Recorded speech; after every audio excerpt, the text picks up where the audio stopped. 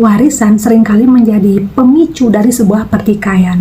Bahkan dari harta warisan bisa membuat satu keluarga hancur lebur. Mari kita bahas sebuah kasus kriminal yang bikin geleng-geleng kepala, di mana seorang paman dihabisi oleh keponakannya sendiri karena sebuah warisan yang gak seberapa. Kisah ini terjadi di Oregon, Amerika Serikat, yang menimpa sebuah keluarga yang cukup mapan, di mana mereka memiliki beberapa perkebunan dan juga peternakan. Mereka adalah keluarga Moore di Applegate, Oregon, Amerika Serikat. Korbannya ini bernama Sean Patrick Moore, berusia 63 tahun, yang tewas ditembak oleh keponakannya sendiri, bernama Aislinn Tucker Moreland. Yang bikin geleng-geleng kepala, si tersangka ini, si keponakannya ini, sudah jadi tersangka, tapi masih bebas. Dan selama kebebasannya itu, dia malah menjadi artis.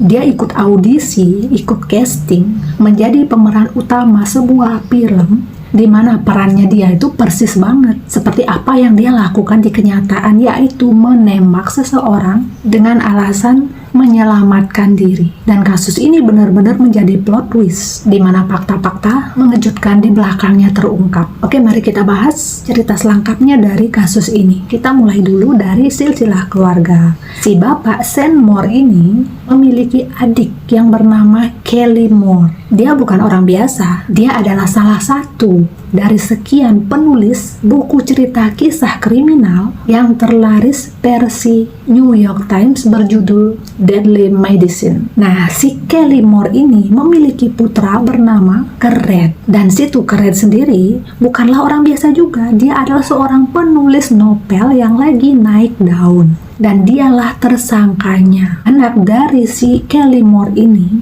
menghabisi pamannya Sean Moore hanya karena sebuah warisan. Kasus berawal dari Kelly Moore menikah dengan seseorang yang lumayan kaya, mapan, dan selama ini semua kebutuhan hidup si Kelly Moore dan juga Tuckeret ditanggung dan dibiayai oleh mertuanya, alias kakeknya si Tuckeret ini yang kebetulan kaya. Dikasih uang bulanan buat makan, minum, poya-poya, dibelikan rumah yang mewah di kawasan elit. Nah, tentu saja rumah yang elit itu juga mengeluarkan biaya yang besar untuk perawatan kesehariannya. Sampai akhirnya tibalah waktu kedua mertuanya ini meninggal, yang membuat si Kelly Moore dan juga anaknya ini keteteran soal biaya hidup sehari-hari. Kelly Moore mulai terlilit hutang yang jumlahnya tuh lumayan banyak.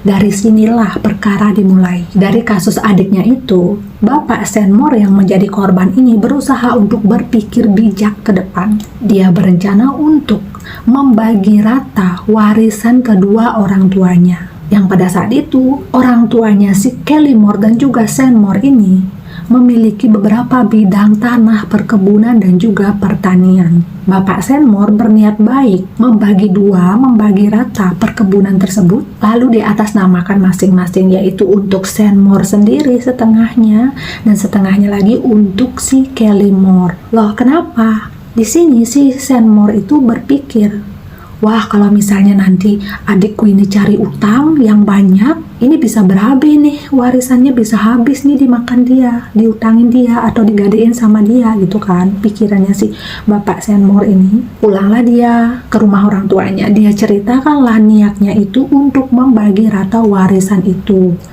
Satu diberikan kepada adiknya Kelly Moore, setengahnya lagi untuk si Sean Moore. Dan untuk bagiannya si Kelly Moore ini terserah mau dibuat apa gitu kan, mau digadekan, dicarikan utang, dijual, terserah. Yang penting bagiannya si Sean Moore ini sudah terpisah gitu. Hal tersebut disambut baiklah oleh orang tuanya. Setelah mendapat kesepakatan untuk membagi harta itu secara rata, diaturlah jadwal kapan proses pembagian itu dimulai. Nah, melihat ini, mendengar rumor ini, pihak dari Kelly Moore merasa terancam.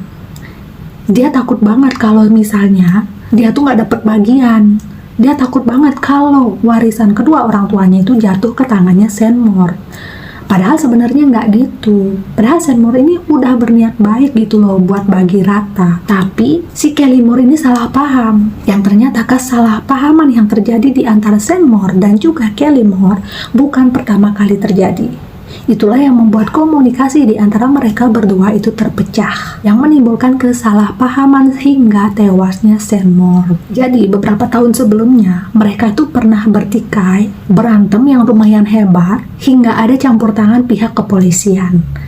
Dari sini, si Seymour ini sudah memiliki kredibilitas yang buruk di mata hukum. Jadi si Seymour ini udah dapet peringatan gitu dari pihak berwajib kalau dia tuh nggak boleh yang namanya melakukan tindak kekerasan. Karena pada saat pertikaian itu, Seymour ini terbukti melakukan kekerasan terhadap Kelly Moore dan juga keponakannya, si Tucker Red. Pertikaian yang terjadi itu tidak jauh-jauh dari soal warisan. Latar belakang yang buruk itu menjadikan Seymour ini terdesak, terpojok, dan itu pula yang dijadikan senjata oleh pihaknya Kelly Moore dan juga anaknya.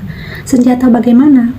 Jadi di hari yang sudah ditentukan untuk pembagian harta itu, datanglah si Seymour ini ke rumah orang tuanya bersama seorang wanita yang merupakan seorang notaris yang akan mengurus perihal surat menyurat warisan itu. Turun dari mobil, mereka berdua melangkah masuk ke halaman rumahnya orang tua mereka. Sementara dari dalam rumah, Tucker Red dan ibunya sudah mengintip dan bersiap untuk menyerang si Seymour. Baru juga Seymour ini membuka pintu, Tucker Red berteriak keras, "Berhenti di situ, keluar!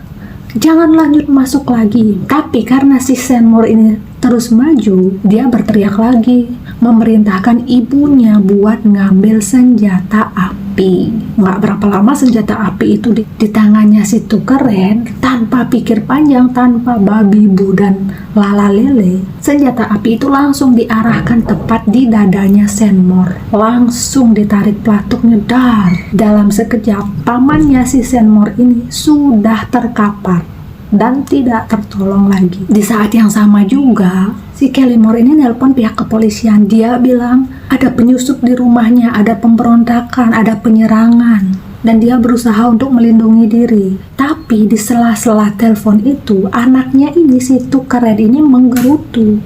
Intinya dia bilang, kenapa sih dia nggak mati aja? Nggak berapa lama, pihak kepolisian pun datang ke rumah tersebut. Tucker Red dan Kelly Moore mengakui sudah menembak saudaranya ini.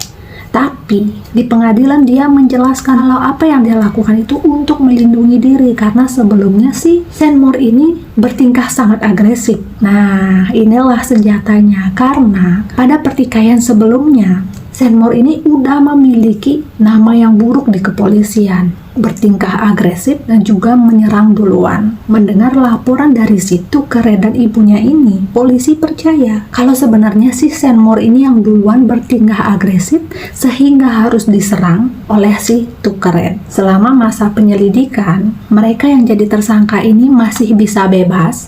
Mereka berdua membayar sejumlah uang untuk kebebasan yang bertanggung jawab. Tersangka bebas tapi wajib lapor alias masih dalam pengawasan. Nah, selama kebebasannya ini, si Tucker Red ini pergilah dia ke tempat audisi, tempat casting sebuah film, dan dia lolos. Pihak produser tuh heran, ini artis pendatang baru, tapi aktingnya bagus banget, natural banget dia aktingnya.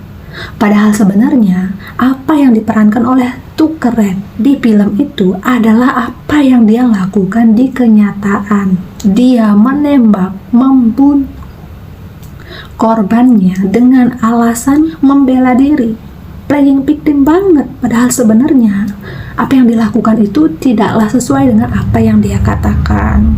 Jadi pihak produser dan juga teman-teman kru film nggak menyadari kalau sebenarnya si Tucker Red itu adalah seorang tersangka yang melakukan kasus kriminal yang sangat keji. Lalu selama proses sidang, pengacaranya si Tucker Red ini menyerahkan sebuah rekaman dari ponselnya Tucker Red, berharap bukti yang ada di ponsel itu meringankan hukuman dari si Tucker Red ini. Jadi plot twistnya, di hari kejadian, si Tucker Red ini sempat merekam. Dia membuka layar HP-nya, membuka kamera, lalu dia selipkan di kantongnya yang tepat berhadapan langsung ke arahnya Seymour.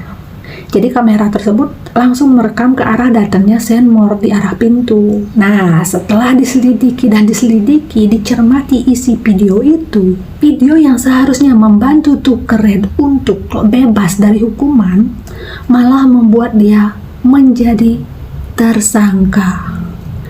Video itu menjadi bumerang untuk dirinya sendiri dan juga ibunya.